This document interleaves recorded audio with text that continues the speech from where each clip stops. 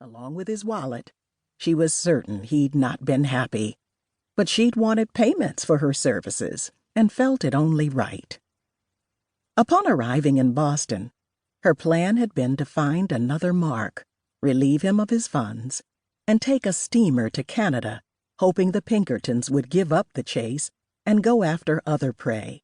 But at the moment, she didn't have enough money to get her anywhere. So now, she looked around the bedroom in search of items she could pawn. It didn't matter that everything in the house belonged to the bank. She had a more pressing need. To that end, she opened the trunk she dragged out of the attic and began to fill it with whatever she could find. Heavy ornate candlesticks, the silverware from her morning meal. She even took down the framed portraits of Lucius and his first wife hanging in the hallway because the frames looked valuable. The cash wasn't nearly enough, but she'd search the rest of the house in a few moments. Now she had to finish her packing, so she began removing her gowns from her wardrobe. Leaving? The smug voice belonged to the dog-faced daughter, Bethany. Cecile didn't turn around. I'm going to visit a cousin in New York. She continued removing her gowns from the armoire. And well-brought-up women do not enter a room without announcing themselves first. What would you know about the habits of well-raised women?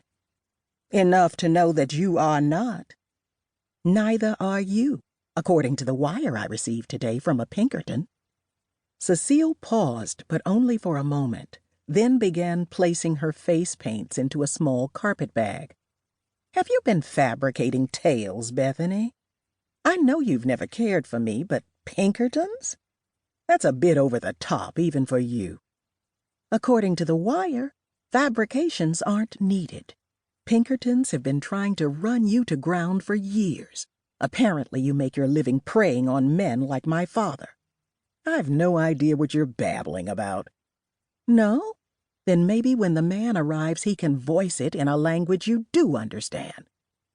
What man? The Pinkerton. He'll be coming here later and is very interested in speaking with you. Cecile's mind was racing beneath her cool, distant exterior. About what? The other men you've embezzled? You're babbling again, Bethany. I think not. When you first began showing an interest in my father, I sensed something wasn't right. An acquaintance suggested I share my fears with Pinkerton's Boston office, and I did. They made some inquiries on my behalf, and lo and behold, a woman fitting your description turned up in their arrest sheets. There are thousands of women fitting my description all over the country, but none make their living by marrying multiple husbands and stealing from them. Cecile didn't care for the superior haughtiness flashing in Bethany's basset brown eyes any more than she liked hearing that she might be heading for arrest.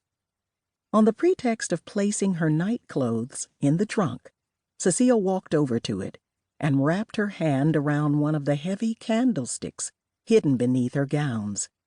Employing a trick as old as Methuselah, she trilled, "Well, hello, Lucius." When Bethany turned to the door expecting to see her father, Cecile brought the candlestick down on the back of her head with such force she fell to the floor. Cecile struck her again to make sure she was dead. Staring down at the pool of blood spreading slowly beneath Bethany's head, Cecile felt the glow of satisfaction. Had you been smart, my dear stepdaughter, you would have kept your mouth shut and left me unawares of the Pinkertons' interest. Instead, you had to gloat and tell all. Now look at you. Those nasty little puppies you call children are going to be motherless, all because you couldn't stand not throwing up what you knew in my face. Stupid.